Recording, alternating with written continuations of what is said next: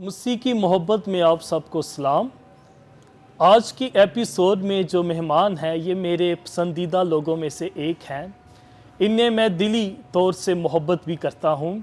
یہ FGA Bible college کے principal بھی ہیں۔ ان کی قیادت میں بہت سے خادمین نے جنم لیا ہے۔ یہ نہ صرف ملک پاکستان میں بلکہ دنیا بھر میں خداوند کی بادشاہت کے کام کو لے کر جاتے ہیں۔ تو آئیے ہم ان کی بات چیت کو دیکھتے ہیں۔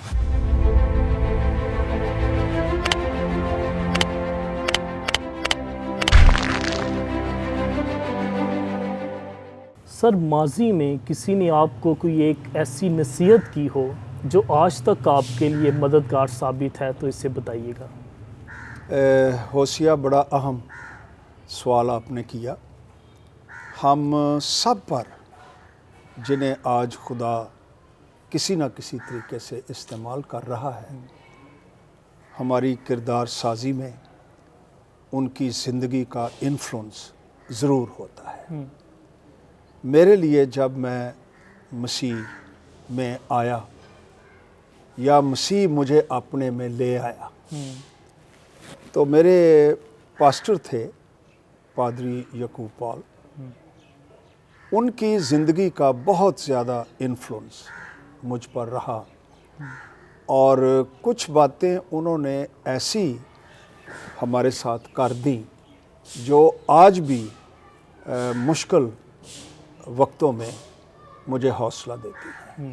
ان میں ایک بات جو میں نے ان سے سیکھی اور انہوں نے اپنی زندگی میں بھی اس کا مظاہرہ کیا، وہ رومیو 8واں باب اس کی 28 آیت ہے، جہاں لکھا ہے، اور ہم کو معلوم ہے کہ خدا سے محبت رکھنے والوں کے لیے سب چیزیں مل کر بھلائی پیدا کرتی ہیں۔ یہ ایک ایسی آیت ہے جو خادم یا ایماندار کسی بھی مشکل میں گھرا ہو، اس کا ایمان تازہ ہو جاتا ہے کہ اس صورتحال میں بھی میرا خدا تخت پر بیٹھا ہوا ہے اور وہ مجھے ان حالات میں ختم نہیں ہونے دے گا، بلکہ مجھے کندن بنا کر بھلائی پیدا کرتی ہیں، وہ مجھے اس میں سے نکال لے گا۔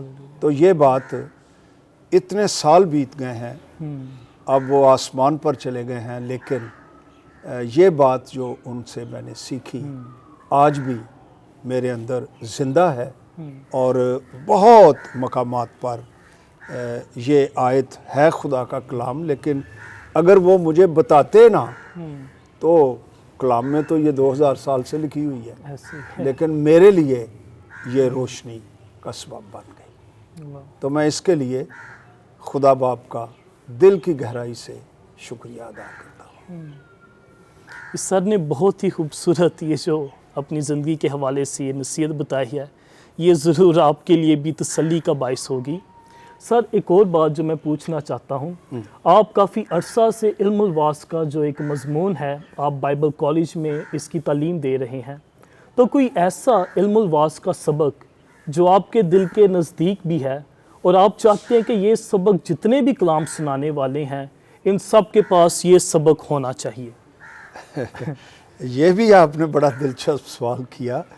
ہاں، میں علم الواعظ پڑھاتا نہیں ہوں، پڑھانے کی کوشش کرتا ہوں، اور جو پڑھاتا ہوں میں خود بھی سیکھتا ہوں۔ واعظ میں جو ٹیکسٹ ہوتی ہے، اردو میں متن کہتے ہیں، یا جو حوالہ ہم پڑھتے ہیں، وہ بنیادی کردار ادا کرتا ہے۔ ٹیکسٹ جو ہے، یہ لفظ آ رہا ہے ٹیکسٹائل کی دنیا سے۔ مثلاً جب آپ کپڑا بنتے ہیں، دھاگا بنتے ہیں، تو اس جہاں کپڑا بنتا ہے اس فیکٹری کو ہم کہتے ہیں ٹیکسٹائل، یعنی وہ مٹیریل جس سے آپ دھاگا یا کپڑا بناتے ہیں۔ تو واعظ میں یہ جو ٹیکسٹ ہوتی ہے، یہ وہ مٹیریل ہے یا یہ وہ مواد ہے جس میں سے واعظ نکلتا ہے۔ کئی خادم ہیں، آپ ان کی بات سنیں، कई तो मतन पढ़ते ही नहीं, अगर पढ़ते हैं तो पढ़ के वापस उस पर आते भी नहीं और वाज उसमें से निकला भी नहीं होता, तो वो टेक्स्ट नहीं होती, वो प्री टेक्स्ट होती।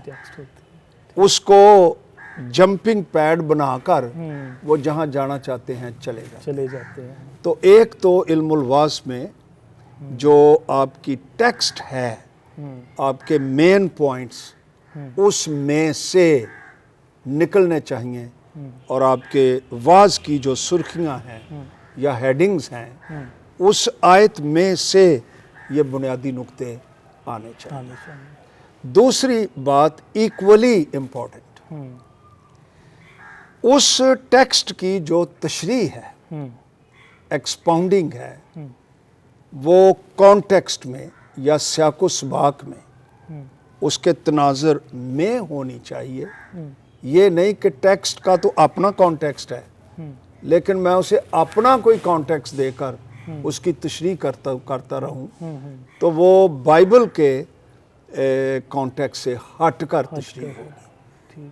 फिर उसका इतलाक या एप्लीकेशन वाज में जो लोग बैठे हुए हैं, अगर वो सच्चाई जो आपने इस मतन में से निकाली है उन पर इतलाक नहीं करेंगे तो वो लोग क्यों आए आपके पास? उनका दिल चाहे कि इस सच्चाई को अपने तजर्बे में लाने के लिए वो कोई प्रैक्टिकल कदम उठाए। तो मेरे नज़दीक टेक्स्ट और कॉन्टेक्स्ट और एप्लीकेशन आपके जो लोग मुखातबीन हैं जो सुन रहे हैं उनके लिए ये बातें इल्मुल वाज में ज़रूरी है। इतलाक वाकई में सबसे अहम है जी। लोगों को अपनी ज़िंदगी में इसका सबक भी जो है इसका इतलाक करना चाहिए। तो सर तीसरा जो मैं सवाल है, मुल्की हालात काफ़ी पेचीदा हैं, लोग ज़्यादातर खौफज़दा हैं हमारे मुल्क में, तो ये क्रिसमस के सीज़न में ये जितने भी लोग इस पैगाम को देख रहे हैं ये कैसे उम्मीद को हासिल कर सकते हैं? होशिया ने जो सवाल पूछा वो सिर्फ उन्हीं का सवाल नहीं बल्कि दुनिया में रहने वाले हर शख्स का वो सवाल है और क्रिसमस का हवाला है। आज भी क्रिसमस का पैगाम उतना ही रेलिवेंट है जितना पहली सदी में था, क्योंकि इंसान उसकी फितरत वैसी है जैसी पहली सदी में थी। क्रिसमस के मौके पर मैं पहला तिमोथियस पहला बाब उसकी 15वीं आयत तमाम सुनने वालों के लिए, देखने वालों के लिए दोहराना चाहूँगा, जहाँ पौलुस कहता है कि ये बात सच है और हर तरह से कबूल करने के लायक कि खुदावंद मसीह यसू गुनाहगारों को निजात देने के लिए दुनिया में आया, जिनमें सबसे बड़ा मैं हूँ। क्रिसमस का मैसेज, उसकी स्पिरिट इस आयत में मौजूद है कि यीशु गुनाहगारों को निजात देने के लिए आया। गुनाहगार शख्स ऐसा शख्स है जो खुदा से अलग है और उसके अंदर मुसलसल बेचैनी, इस्तराब, खौफ, तन्हाई और सेल्फ सेंटर्डनेस, खुद गर्जी मौजूद रहती है। और ये गुनाह ही हैं जो दुनिया की सबसे बड़ी वबा है। कोरोना की वबा से भी ज़्यादा मोहलिक इंसान का दिल जिसमें गुनाह बसा हुआ है, बल्कि ये बीमारियों की, मसाइब की माँ है, गुनाह की ताकत जिसमें आदमी फंसा हुआ है। तो यीशु मसीह दुनिया में आया इंसान को गुनाह की ताकत, गुनाह की सज़ा, गुनाह की अदालत से रिहाई देने के लिए। इसलिए हम पूरी दुनिया में क्रिसमस का जश्न मनाते हैं और खुशियाँ करते हैं। यीशु ने इंसान को रिहाई देने के लिए जिस्म लिया, ज़मीन पर आ गया, बेगुनाह ज़िंदगी गुजारी ताकि गुनाहगारों का कफ़ारा बनने के लिए वो सलीब पर चढ़ जाए ऐसा ही उसने किया और वो मर गया। उसने कहा तमाम हुआ, वो दफन हुआ। लेकिन तीसरे दिन यही यीशु जो कोहे कलवरी पर मर गया था, वो कब्र में से जिंदा होकर बाहर आ गया एक गैर फानी बदन के साथ, और जो जी उठा अब कभी मरने का नहीं, और वो दोबारा आने वाला है। और हर वो गुनाहगार जो पौलुस की तरह खुदावंद मसीह के पास ब्रोकन हार्ट, शिकस्ता दिली, खाकसारी के साथ अपने गुनाहों का इकरार करते हुए यीशु को दावत देता है कि ए खुदावंद मेरे दिल में आ, मेरे गुनाह मुआफ़ कर, तो उसका लहू आज भी ताज़ा है, आज भी वही कुव्वत रखता है जो पहली सदी में थी।